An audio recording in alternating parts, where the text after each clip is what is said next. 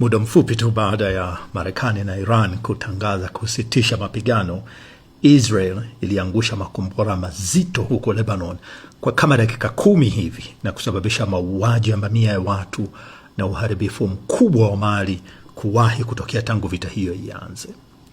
Sasa kila mtu amemshangaa Israel kwa nini amefanya hivyo wakati kumetangazwa makubaliano ya kusitisha mapigano. Yeye Israel anasema makubaliano yalihusu mapigano dhidi ya Iran na kwamba Lebanon haikuwa sehemu ya makubaliano hayo. Lakini wapatanishi Pakistan na Iran wamesema makubaliano yalikuwa wazi kabisa kwamba Lebanon nayo isipigwe. Sasa utagundua kwamba Israel ilifanya makusudi tu kwa sababu Israel haijali. Nimeona jarida la The Economist likijaribu kuchambua kwa nini Israel imekiuka makubaliano ya kusitisha mapigano.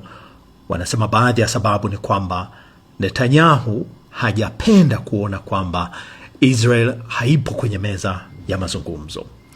Ni kama Marekani na Irani tu na wapatanishi wao ndio wanazungumza. Sasa hii inamfanya yeye Netanyahu aonekana kama vile hana maana, wakati yeye anataka kuonekana kwamba ana nguvu na wa muhimu, na hasa kuelekea uchaguzi mkuu nchini humo ambao inabidi ashinde. Sasa tangu mwanzo wa vita hii, wananchi wengi Israel wamekuwa wakiipinga hii vita, na hata kuna vyama vingi tu vya upinzani nchini humo vimesema kwamba Netanyahu ameshindwa hii vita. Sasa ni kama anagangamala ili apate kitu cha kuonyesha kwamba kweli ni kwamba yeye ameshinda hiyo vita. Sasa ametoa maagizo kwa serikali yake kuanza kufanya mazungumzo ya moja kwa moja na Lebanon. Hata hivyo, Lebanon inataka Marekani iwepo na yenyewe ishiriki hayo mazungumzo kwa sababu haiamini Israel. Kiukweli ukiangalia Israel ni kama vile imekuwa ikifanya mambo kama toto tundu vile. Manake linataka kupata kila kitu kinachokitaka kwa namna na gharama yoyote ile.